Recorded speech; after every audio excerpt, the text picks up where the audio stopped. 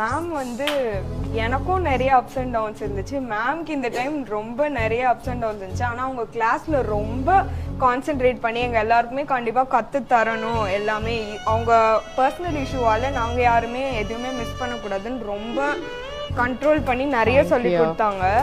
I was so happy and I'm so proud to be a student actually. Thank you so I much. love you ma'am. Oh, thank you.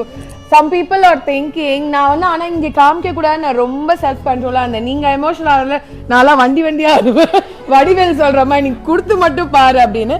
But எனக்கு என்னன்னா that is feels is apart and this is my profession. நான் எவ்வளவு love பண்றேன்னா என்னை நம்பி இத்தனை பேர் வந்திருக்கீங்க. இத்தனை பேரை ஒரு இடத்துல நான் வந்து விட்டுறக்கூடாது. அதனால தான் ஸ்ரீதேவியை நான் அத்தனை தடவை கேட்டேன், என்ன டவுட் உனக்கு என்ன டவுட். ஏன்னா இங்கேருந்து வெளியே போறப்ப டிலைட்ஃபுல்லா போகணும்.